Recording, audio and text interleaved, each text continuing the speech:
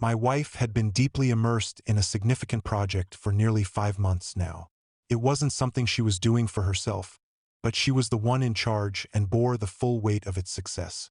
This project was essential for her company, Lockhart Solutions. The past 5 months had been particularly challenging for her because of the intense demands. It wasn't just vital for her. The entire company was depending on it. If this project didn't succeed, Lockhart Solutions could be in serious trouble. Emily, my wife, earned her bachelor's degree from Crestwood College and an MBA from Turlington School of Business. She was hands down the sharpest person in our family. I, on the other hand, began working as a mechanic right out of high school, and after 23 years, I'm still turning wrenches. It didn't bother me. I liked the work, and the pay was decent. It allowed us to cover Emily's college expenses and raise our 3 kids comfortably. We didn't live extravagantly, but we were getting by just fine. Our kids had all moved out, and financially we were stable. Emily got pregnant 4 months after we tied the knot when she was 19. In the early years, we stayed with my parents, who had a large, mostly empty house since my 3 siblings had left home. This arrangement worked well because we had built-in babysitters while Emily completed her initial college years. 2 pregnancies stretched her 4-year degree into nearly 7 years, but she pushed through and made it happen. I always had a steady job and could count on extra hours if we needed the money. After Emily graduated from Turlington, we rented our own place. She received job offers from several major firms, but they all required us to relocate. I didn't mind the idea, but Emily wanted to stay close to her roots. That's why she opted to work at Lockhart Solutions. The job paid well and, more importantly, gave her significant responsibility and a clear path to climb the corporate ladder. Emily was dedicated and hardworking. Her big presentation was set for Thursday at the Kingsley Hotel in downtown Langston. I decided to take a few days off to support her in any way I could, though in the end, all I managed to do was make her a meal when she got home. I didn't know much about her work, nor did I have much interest in it. High-level corporate stuff just wasn't my thing. Business people from Europe, Asia, and South America were flying in for this event. The company covered their travel expenses and put them up at the Kingsley Hotel. It was a costly affair, and from what Emily hinted, the company might have been stretching its budget a bit thin. Her presentation was critical not just for her, but for the company and the 250 employees counting on its success. Everything seemed fine until Tuesday evening. Emily came home in a new outfit, a slate gray suit with a crisp white blouse. She meticulously laid everything out on the bed in the guest room, preparing for the upcoming days. While she was generally organized at home, she was especially meticulous when it came to work. I didn't see why she needed her fancy underwear, but I kept my thoughts to myself. Besides her suit for the presentation, she had packed several cocktail dresses for the social events planned around the presentation. I usually steered clear of these kinds of events but felt like I should go with her if she wanted me to. She thanked me for the offer but assured me it wasn't necessary. All the materials and equipment she needed were already packed in the trunk of her Civic. She drove herself to ensure everything was in perfect order. Emily had the entire day on Wednesday to prepare and the evening to socialize with the guests. She was so competent at what she did that I felt I should just stay out of her way. Once everything was ready, she checked and double-checked her work. All she needed now was a hot shower and a good night's sleep. My mistake was letting my curiosity get the better of me while she was showering. I thought I was helping by organizing her things on the bed, but it turned out I wasn't. While moving items around, a small white envelope slipped out of the side pocket of her makeup bag. It was from a pharmacy we didn't usually go to. Inside were 10 pills. I didn't recognize the name Norelis, and the instructions were puzzling. If necessary, take 1 pill and then a second pill 12 hours later. I assumed it might be something for anxiety or nerves, but the instructions didn't make much sense. The prescription had been filled in her name just the day before. I quickly put the envelope back as she finished her shower. I decided to look up Norelis before asking her about it. Of course, bringing it up would mean admitting I'd gone through her things, which was a dilemma I wasn't keen on facing. While Emily got ready for bed, I went to our home computer and searched for Norelis. 10 minutes later, I joined her under the covers, but sleep wouldn't come. I lay there wide awake, wondering why my wife needed a prescription for an emergency contraceptive, especially since I'd had a vasectomy nearly 8 years ago. The next morning, I got up early but didn't feel rested. I took a long walk, hoping it would help me clear my head. Reluctantly, I headed back home, unsure of what I might say or do when I got there. Our eldest son, Liam, joined the Army right after high school and was now stationed in Fort Hood. Our daughter, Maya, got married last year and moved to Denver, and our youngest, Noah, just started college in Florida. That left just Emily and me. I missed the kids but looked forward to growing old with my wife. She was the only woman I'd ever truly been interested in, and now it felt like everything was falling apart. If Emily was having an affair, she hid it well. I never checked up on her. I never looked at her emails or phone records. I had no reason to. I had no idea what she was doing at work or afterward. I trusted her completely. "Mike, where have you been? Do you want some eggs or something?" "No, just coffee," I replied, not feeling very chatty. "What's wrong, honey?" "It's just for 3 days. You can come if you want, but you'll probably be bored stiff." "No, I really don't want to go, but I hate the idea of you being alone. I worry when you're not around." "That's sweet of you, but I'll be fine. I'm not leaving the hotel at all. Today I'll make sure the conference room is ready, and tonight I'll mingle with the clients. Tomorrow I'll be so busy I probably won't even have time to eat. I'll be home as early as possible on Friday. I promise we'll have a fantastic weekend together, if you catch my drift." That all sounds good, but you can't blame me for worrying. I'm just a mechanic with a beautiful, successful wife. Sometimes I feel like you're more focused on your career than on us. Stop it, Mike. I've always respected what you do, and I've never said otherwise. You raised 3 great kids and put me through college. You're a wonderful husband, a great father, and an excellent provider. Don't ever forget that. I finished my coffee as she cleared the table. "Should I call you?" "No, that's not a good idea. I'll have my cell off, and I'm turning off the room phone tonight so I can get some sleep. I'll call you whenever I get a chance." I helped her load the car, watching her fuss over every little detail, just like she did with everything work-related. It would take her about 3.5 hours to get to the Kingsley Hotel. I stood on the porch watching her drive away. I didn't mention the pills. I spent the rest of the morning on the porch, worrying more than I ever had before. I felt small and out of place, like I didn't belong in her world. I was just a small-town guy with a regular job, and she was out there succeeding. I should have seen it earlier. I felt like a fool. The best suit I owned was a blue blazer with some old slacks. At least I had a few ties, even if they were a decade out of date. I had just finished getting dressed when the phone rang. "Hey, Han. Just wanted to let you know I made it here okay. The drive wasn't too bad. Traffic wasn't too heavy. It was fine. I'll call you tonight. I got to go now. I'm in room 914. Emily, I could stay at my parents' or my brother's tonight if you want to call me on my cell." "Okay." Her cell phone rang. "Love you, gotta go." I took my time getting to Langston. I didn't head straight to the Kingsley. I stopped first to grab a steak and cheese, knowing it was going to be a long night. I wasn't sure what I was going to do. I parked in the hotel garage and just sat there, waiting. At some point, I had to go inside, but I couldn't decide when. Then my cell rang, pushing me to make a move. "Mike, I just wanted to let you know everything's settled. I'm going downstairs now to meet some people and have dinner. You didn't forget anything, did you?" "No, everything's fine. I've got everything in my room for tomorrow. Do you need anything?" "No, Mike, relax. I'm turning my phone off. I'll call you tomorrow morning." "All right?" I chuckled. "Have fun." "It's not fun, Mike. It's work." I didn't look too out of place in the lobby. The place was bustling with people, so I could blend in easily. I picked up a brochure that showed the layout of all the hotel rooms. I wandered through the different rooms, stopping to look around at the crowd. I had no clue what I would do if Emily saw me. I guess I'd figure it out if that happened.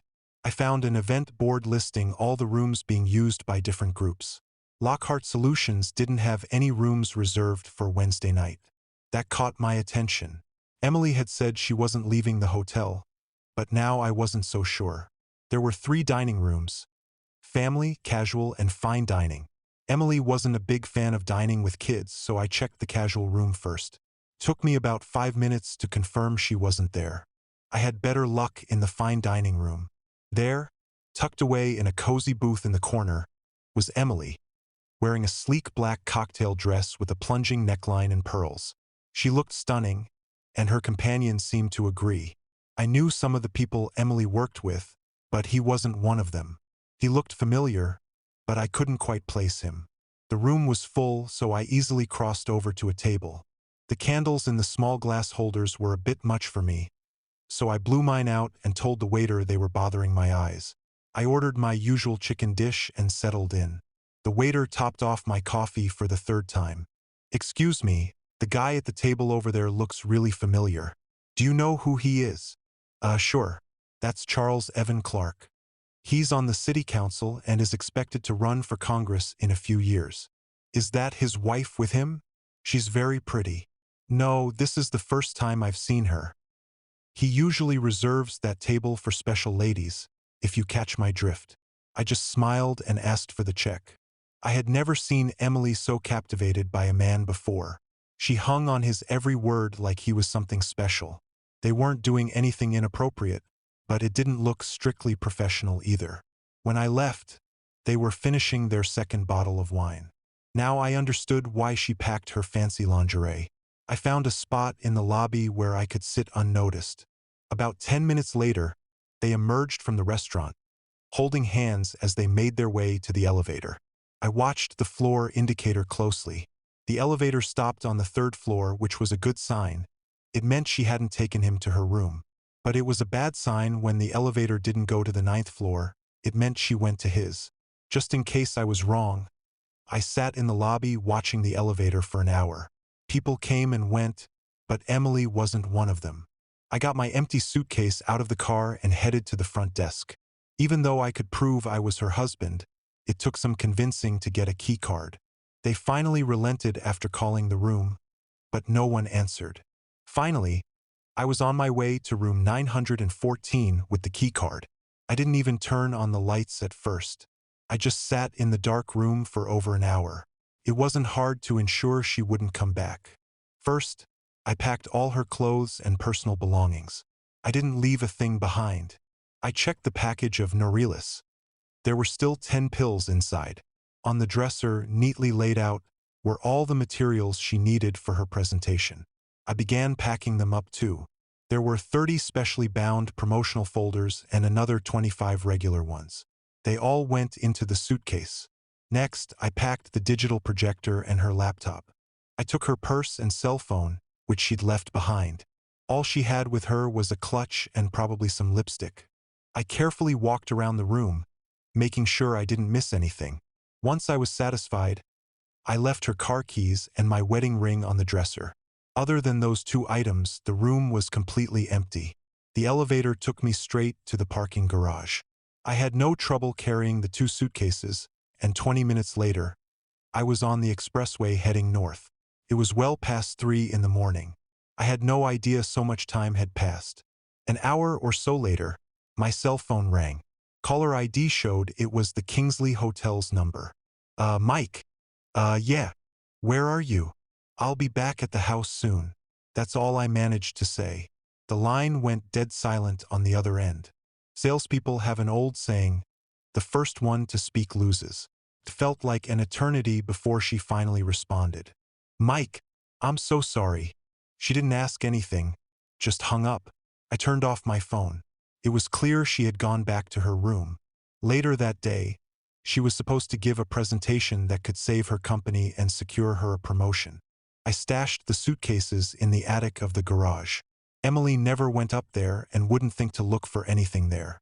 Of course, by then, I knew it didn't really matter anymore.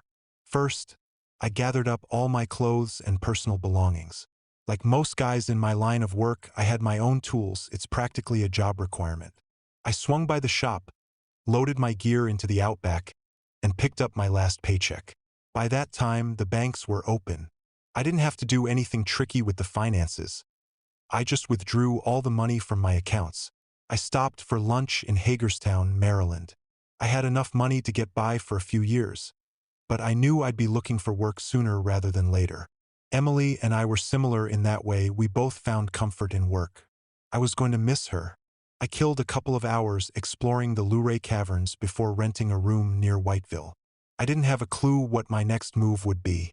On Saturday, I found myself sitting at the Chattanooga Aquarium, watching all sorts of marine life I'd never seen before. I spent hours just relaxing and decided it wasn't a bad place to be. I bought an annual pass to the aquarium, and by dinner I had found a place to stay. It was a mobile home in the park, nothing fancy, but it was furnished and cheap. I didn't need much. First thing Monday morning, I was going to find a job. A good handyman can always find work, especially if he's willing to put in the effort. I figured I could stay under the radar until it was time to renew my driver's license or car tags. I crossed that bridge when I came to it. Sunday afternoon, I called Maya. I felt like I should let her know what was going on, but Emily had already filled her in. She was upfront with Maya about everything that happened. She admitted she cheated, that I caught her, that I left, and that she lost her job. I felt bad that she lost her job, but that was the price she had to pay. I asked Maya to let Liam know the next time she talked to him. I also told her I'd check in about once a month to see how things were going. I didn't tell her where I was. By noon the next day, I had a job. It was a short walk from the trailer park, and there was a Waffle House about halfway there. What more could a man want? I wasn't sure how they handled the paperwork, but I was making $25 an hour, no questions asked. I was happy and they were happy. I wouldn't even need to dip into the money I'd brought with me.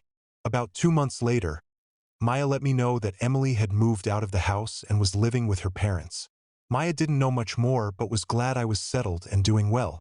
Liam called me from San Diego to let me know he was heading out on a cruise. He was working as an avionics technician on an aircraft carrier. He tried explaining what he actually did, but it went over my head. I never really understood technical stuff. Both of them were careful not to speak badly about their mother, and I appreciated that. After that, life went on as usual. I started talking to Maya at least once a week, and Liam and I began emailing regularly. Maya kept in touch with Emily, but she didn't share much about what her mother was doing or where she was. I never filed for divorce, and it seemed Emily hadn't either. I got a Tennessee driver's license and updated the tags on the Outback. I started going to a local bar a couple of times a month and even ended up having a few flings. 2 different women took turns becoming my regular nighttime companions. They weren't looking for anything serious, and neither was I. It worked out well for everyone involved. Life was good. That was a long time ago, and gradually I forgot about Emily. Eventually, the Outback started giving me trouble. I hadn't kept track of how long it had been. The car had over 200,000 miles on it. I was pondering all this over a beer one day when it hit me. It had been nearly 5 years since I left home. I had stayed in close touch with both kids. By that time, Maya had 2 kids of her own and was eager for me to visit. Liam almost married a Thai woman but backed out at the last moment. I usually worked 6 days a week and spent Sunday recovering from Saturday night. There was no good reason for someone to be knocking on my trailer door at 6 a.m. on a Friday. Their rudeness was met with a half-naked man answering the door. Day-old boxers are pretty gross, and the lady at the door, judging by the look on her face, agreed with me. She turned away, but her companion didn't seem bothered. Normally, I would have put on pants, but at a time like this, visitors just annoyed me. "We're looking for Mike Collins." "I don't know you."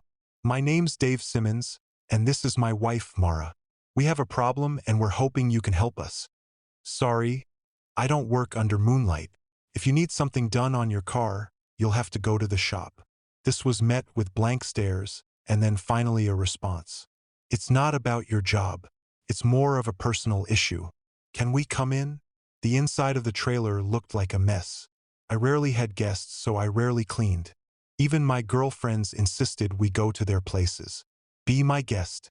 Let me throw on some pants real quick." I left the bedroom door open as I dressed, just to show them what a welcoming host I am. I also threw on a shirt.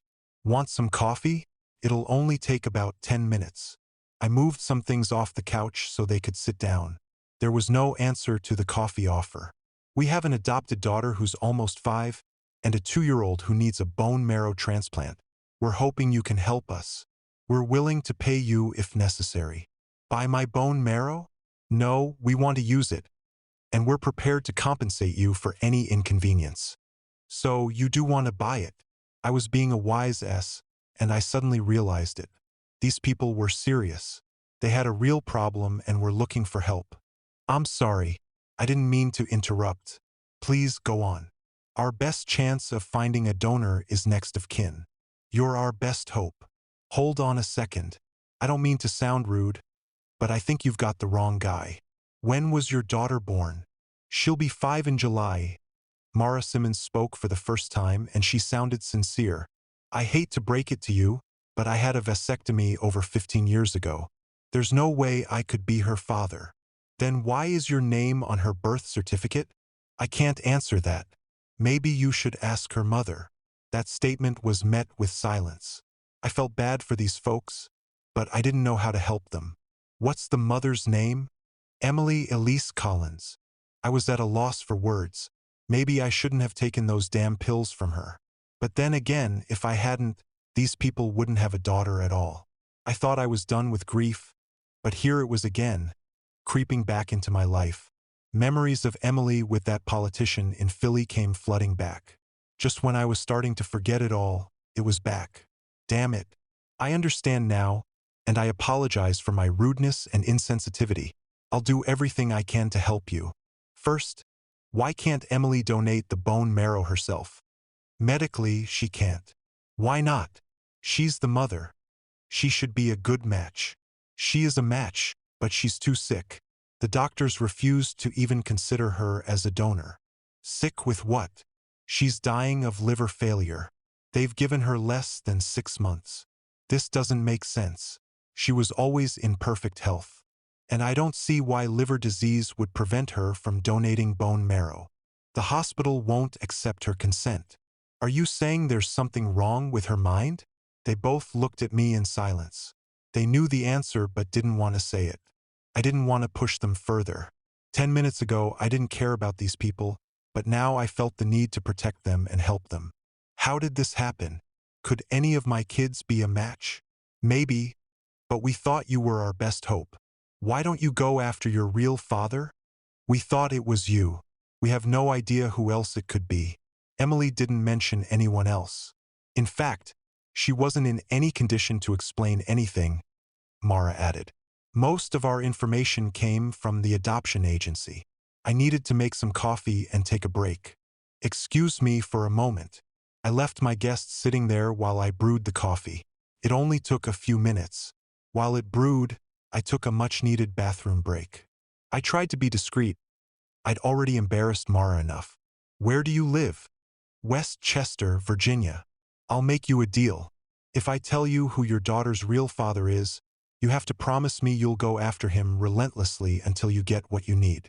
What are you talking about? Your daughter's father is a prominent politician in Virginia.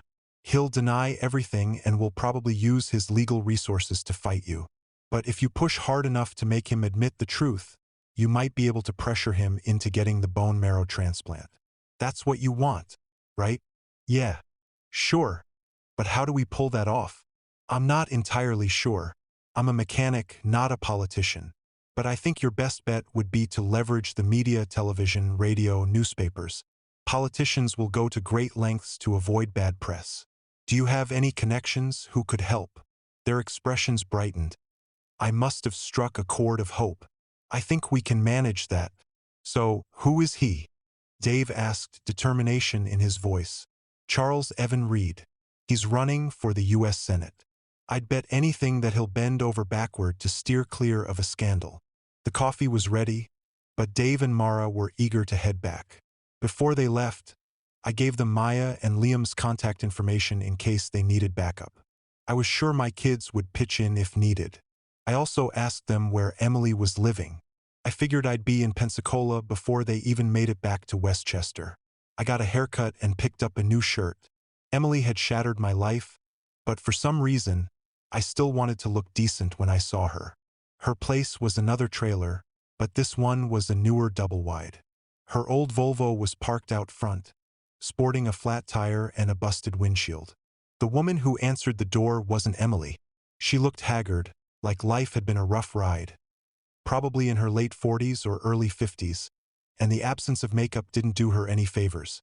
I barely had time to open my mouth before she spoke. "Well, if it isn't Mike Collins. Never thought I'd see you around here." I had to fall back on the old cliché. "You've got me at a disadvantage." "Sherry Hale. Come on in, honey. Can I get you a beer?" "No, thanks. I'm here to see Emily." Sherry walked across the small living room and pointed toward the dining area. "Here she is, Mike. Take a good look." She gestured to a brass urn sitting alone on a small table. I guess I was too late. I stood there, staring at the urn, unable to move. "Maybe I will take that beer now." Emily had moved to Pensacola after giving up her baby for adoption. She bought the trailer with the money she got from Lockhart Solutions after being laid off.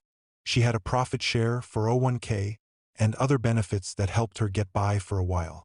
Eventually, she took a job at a local garment factory in the shipping department, where she met Sherry. Sherry rented a room from Emily. Every penny Emily earned went toward alcohol. She started with wine and eventually turned to the cheapest liquor she could find.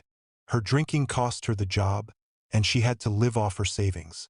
She never dated or socialized. Sherry stuck around, paying the bills and buying groceries that Emily wouldn't touch. Over the course of 3 years, she drank herself to death. Surprisingly, Emily had left a will, and she left me the double-wide and the Volvo. Sherry told me that Emily was so consumed by guilt over what she had done that she just gave up. She didn't try to prevent the pregnancy, nor did she consider ending it. The adoption was set up months before the baby was born. She never returned to a steady job, only doing a few odd jobs here and there, which she barely managed. Sherry said Emily seemed to have no drive or purpose left. She talked about me often but was too ashamed to reach out. Maya had given her my number, but she never called. It was as if her one mistake had destroyed her more than it did me. I stayed in Pensacola for a couple of weeks. I sold Sherry the trailer for a token dollar and managed to get $1,000 for the Volvo. 2 days later, I found myself in Westchester, visiting Dave and Mara. Charles Evan Reed tried to resist, but Dave and Mara applied enough pressure to make him crack. He demanded DNA tests which confirmed he was the father. To protect his image, he reluctantly agreed to the bone marrow transplant, and thankfully it was successful. However, his political and personal life unraveled quickly. His poll numbers plummeted, and his party replaced him with another candidate just months before the election. His wife filed for a very public divorce, adding to his downfall. Now, I'm heading to Dallas to see Maya and meet my grandkids. I'm bringing Emily's ashes with me. I'm not sure how long I'll keep them around. Probably just long enough to say my final goodbyes.